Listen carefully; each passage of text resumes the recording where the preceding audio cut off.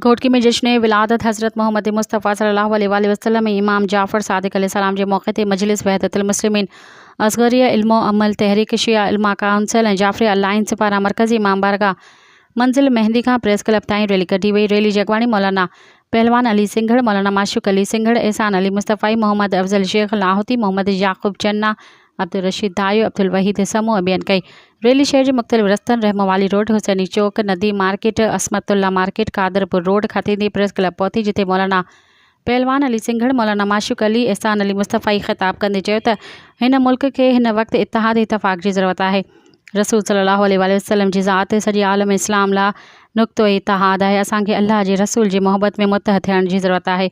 हुन जो त हर साल आशिक़ाने मुस्तफ़ा जो जोश ऐं जज़्बो वधी रहियो आहे। मिलाद नबी सल्लल्लाहु अलैहि वसल्लम रैली में शिरकत करण ते सभिनी खे मुबारकबाद पेश कयूं था। हुन जो त मुल्क जी मौजूदा सूरत हाल में रसूल सल्लल्लाहु अलैहि वसल्लम जी अमली ज़िंदगी खे अपनाइण जी ज़रूरत आहे। असांजो प्यारो नबी सॼी उम्मत लाइ इंसान जो मोहसिन बणिजी आयो, जिन इंसान जी भलाई खे अवलियत ॾिनी ऐं माण्हुनि खे ग़ुलामी जी ज़ंजीरुनि मां आज़ादु करे पंहिंजी सुञाणप ॾिनी। इस्लाम अमन ऐं भाईचारे जो मज़हब आहे। मग़रबी इस्तेमार बार बार हज़ूर अकरम सल्लल्लाहु अलैहि वसल्लम जी शान में गुस्ताख़ी करे असांजा जज़्बा मजरू करे रहिया आहिनि, जेका नाक़ाबिले बर्दाश्त आहे। हुननि गॾियल क़ौमुनि खां मुतालबो कयो त मज़हबी रवादारी एक्ट तहत नबी करीम सल्लल्लाहु अलैहि वसल्लम जी शान में गुस्ताख़ी खे फ़ौरी तौर ते बंदि कयो वञे। रैली जे आख़िर में मुल्की सलामती लाइ ख़ुसूसी दुआऊं घुरियूं वञनि। मज़ीद ख़बरनि ऐं तफ़सीलात लाइ विज़िट कयो असांजी वेबसाइट www.awamiNewsHD.com ऐं ॾिसंदा रहो अवामी न्यूज़ HD।